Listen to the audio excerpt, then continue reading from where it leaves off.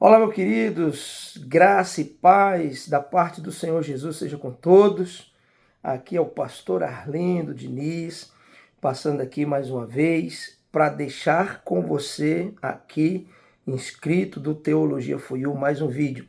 Pedindo a você que curta ao final, se você curtir, se te edificar, se falar com você, compartilhe o vídeo com o máximo de pessoas que você consiga para fazer a palavra chegar ao maior número de pessoas possível. Amém? Quero ler um texto com você que se encontra em Apocalipse, no capítulo 2, no versículo 1. Do 1 ao 7 nós vamos ler.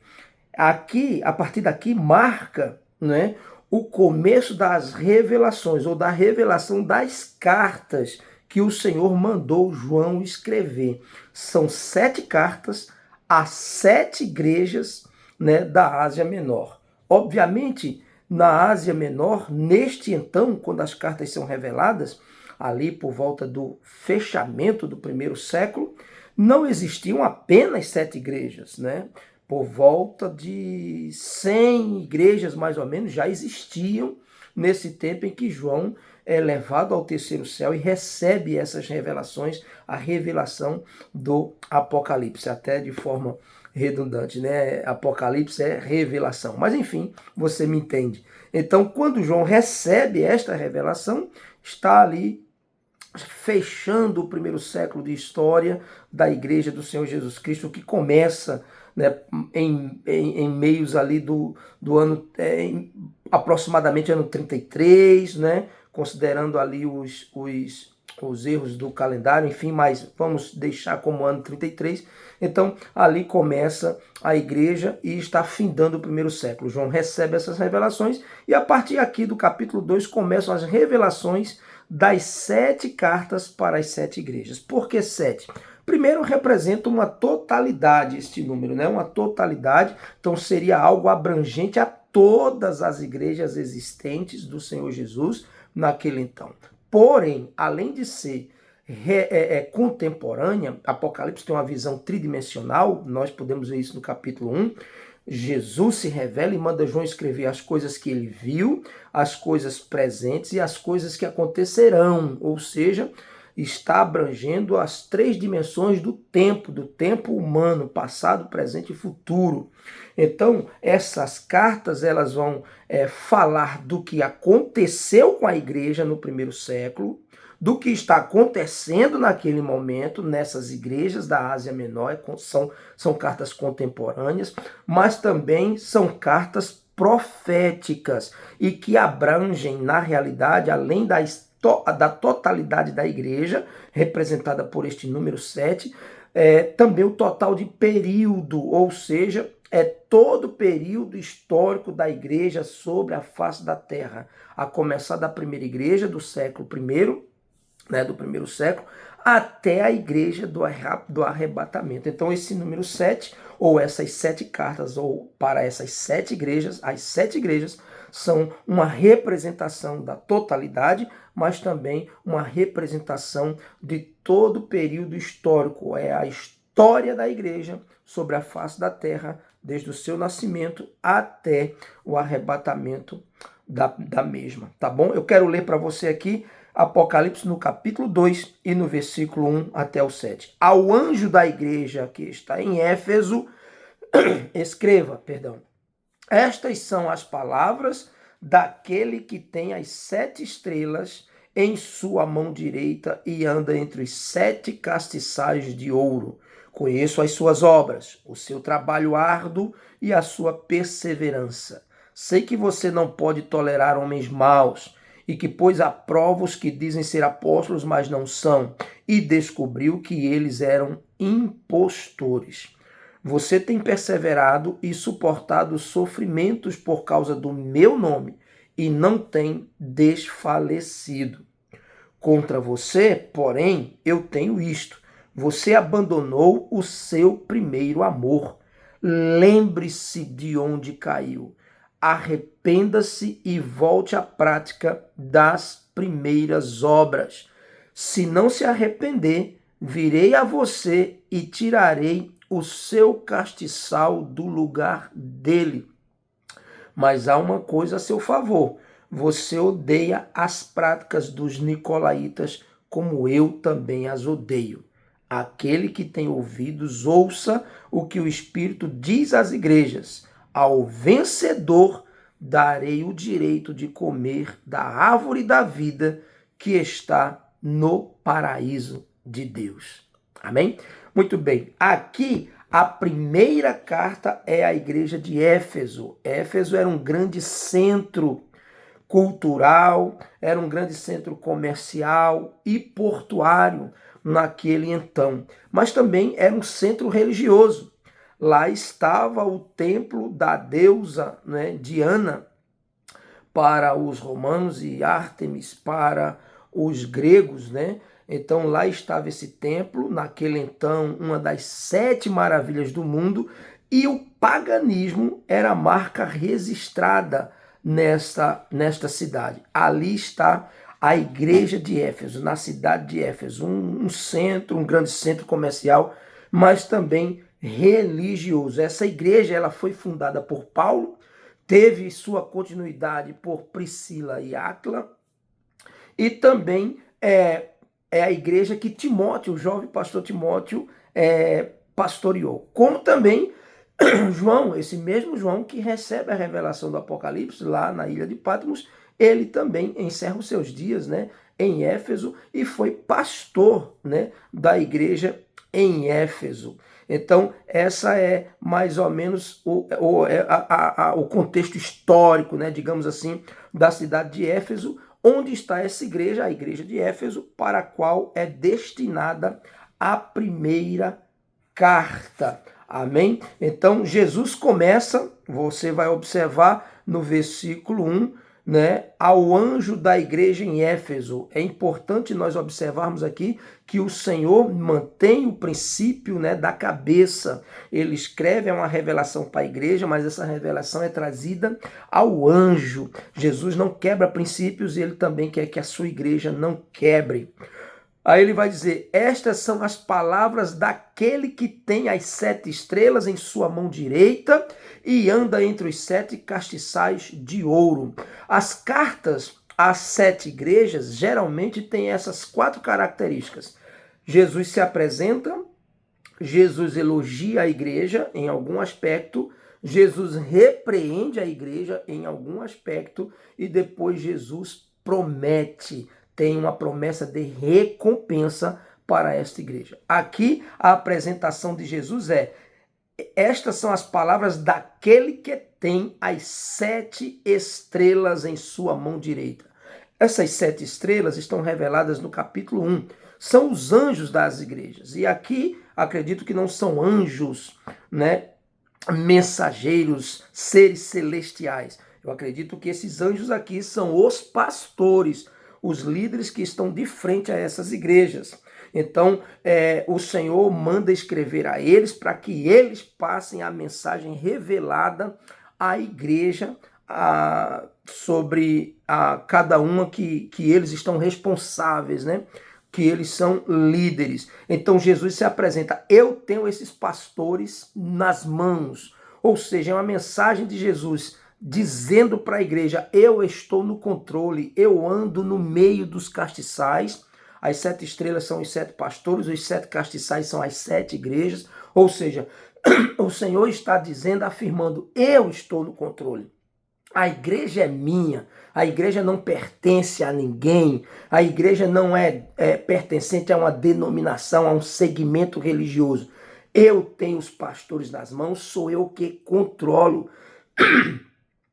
Sou eu que controlo a igreja, sou eu que controlo a funcionalidade, o trabalho da igreja, o direcional da igreja, sou eu que tenho nas mãos esses pastores. Mas ele vai também, a partir do versículo 2, falar das qualidades, as características de uma igreja que agradam ao Senhor. Então ele vai dizer, eu conheço as suas obras.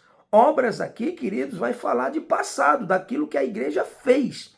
Então o Senhor conhece, e essa é uma mensagem direta para nós que somos igreja do Senhor. É contemporânea, mas também serve para nós nos nossos dias. O Senhor conhece o que você tem feito para a obra dele. O Senhor conhece o que a igreja faz em favor do reino de Deus, da expansão do reino de Deus. Então não desanime, não desista, não pare de fazer. O Senhor conhece as suas obras. O Senhor conhece aquilo que você fez pela obra de Deus. Mas ele continua dizendo, eu conheço as suas obras e o seu trabalho árduo. Ele conhece as obras, que fala de passado. Enquanto obras fala de passado, o trabalho fala de presente.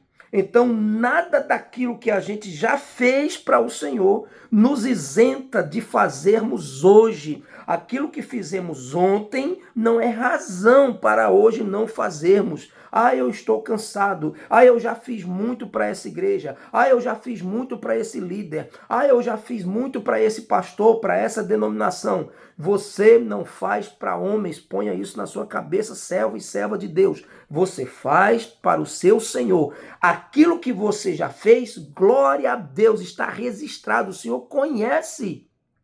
As suas obras não se perderam, mas também não é motivo nem razão para que você hoje não faça mais. Decepções, falta de reconhecimento, tristeza, seja o que for, não é motivo nem razão para nós pararmos de fazer hoje. A obra continua. Você fez ontem, continue fazendo hoje. E ele vai dizer mais, eu conheço as tuas obras, passado, eu sei do teu trabalho, presente, e a sua perseverança. Em algumas traduções vai dizer paciência. A palavra é hipomanês. O Senhor está dizendo, eu conheço o que você fez, estou vendo o que você faz e sei que você é perseverante. Essa palavra é a ideia de constância, de permanência.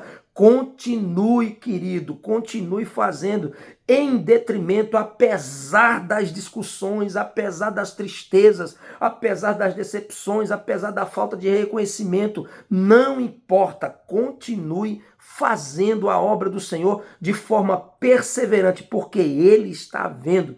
1 Coríntios 15:58, a Bíblia vai dizer, em 1 Coríntios 15:58 está escrito, portanto, amados irmãos, sede firmes e constantes, sempre abundantes na obra do Senhor, sabendo que o vosso trabalho não é vão no Senhor. Então, fez? Amém. Continue fazendo hoje e seja perseverante. E ele continua dizendo, eu sei que você não pode tolerar homens maus. Você não pode tolerar a maldade de alguns homens. Você é intolerante. Então as qualidades são essas. É uma igreja que fez, é uma igreja que faz, é uma igreja que persevera e é uma igreja que é intolerante. É intolerante com os maus, ou seja, nesse sentido, os fingidos, os falsos profetas, os falsos mestres, aqueles que se infiltram na igreja para minar a unidade, para quebrar a sã doutrina. A igreja que o Senhor se agrada e que ele elogia é a igreja que é intolerante com o mal. E ele diz, você põe à prova aqueles que dizem ser apóstolos e não são, e você descobre que eles são impostores. Então essa igreja intolerante, ela não aceita tudo e todos diretamente, de peito aberto, ela põe à prova. É apóstolo, cadê os frutos? É obreiro, cadê os frutos? É profeta, cadê os frutos? É cantor, é servo, é adorador, cadê os frutos? Então a igreja verdadeira de Cristo, ela põe à prova aqueles que dizem ser, para ver se realmente eles são. Mas no versículo 6, ele vai dizer outra característica. Mas há uma coisa a seu favor, você odeia as práticas dos nicolaítas, as quais eu também odeio. A quinta característica de uma igreja que agrada ao Senhor, querido, é uma igreja que, além de intolerante com o mal, com os fingidos, com os falsos, é uma igreja que odeia o que o Senhor odeia. Jesus odeia o pecado, Jesus odeia, apesar de amar o pecador, odeia o pecado, ele odeia a disseminação de contenda entre os irmãos, o disse-me-disse, a fofoca, aqueles que se levantam contra a igreja para dividir a igreja, a rebeldia, a rebelião. Essas coisas ele odeia a prática dos nicolaítas, aqueles que, descendentes ou discípulos de Nicolau, de Antioquia, ou essa palavra nicolaítas também pode ser aquele grupo que era adepto de uma visão. Qual era a visão? Nical e Laos, ou seja, vencer, dominar o povo. Nical, domínio. Laos, povo. Então, existia a prática dos nicolaítas que Jesus odiava e a igreja também odiava. E isso é louvável aos olhos do Senhor. Então, nós temos que odiar o que o Senhor odeia. A prática daqueles que vêm na igreja dividir clero, pessoas especiais, e também fazer separação entre esse clero, esses dominadores da igreja e o povo, os leigos. Jesus odeia isso. Jesus nunca ordenou que os seus discípulos, que a sua igreja fizesse divisão entre eles, dentro da própria igreja. Então essas são as 5 características que fazem o Senhor elogiar a igreja, mas ele vai falar de algo que ele aborrece. Ele aborrece. O que é que ele aborrece? No versículo 4 ele vai dizer que contra você eu tenho isto, você abandonou o seu primeiro amor. É uma igreja que estava fazendo, tinha feito, estava fazendo, era perseverante, intolerante contra o mal, odiava o que Jesus estava odiando também, mas nos parece aqui que tudo isso tinha motivações não essenciais. Qual é a essência? O que é que nos motiva a fazer a obra do Senhor, a servir ao Senhor de todo o coração? O amor. Então, nós não podemos fazer para Deus sem amar a Deus, em primeiro lugar, sem amar o povo, o nosso próximo, a igreja, a família espiritual, e sem amar a obra de Deus, a igreja do Senhor. Então, nós não podemos fazer por cargos, nós não podemos fazer por salário, nós não podemos fazer por posição, não podemos fazer por status. Nós devemos fazer a obra do Senhor por amor. E a Bíblia vai dizer que no versículo 7 ele diz: aquele que tem ouvidos, ouça o que o Espírito diz às igrejas. É o Espírito que vai transmitir a mensagem do céu para a igreja.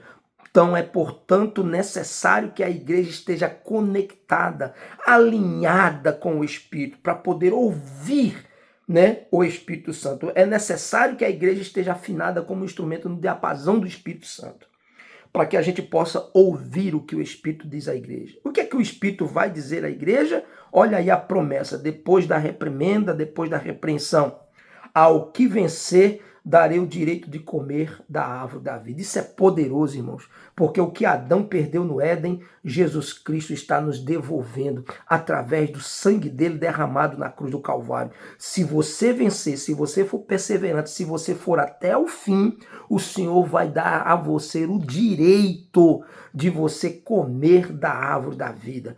E quem você tem que vencer? O diabo? Não, esse já está vencido. Esse a gente só tem que resistir. Mas quem é que nós temos que vencer? O mundo.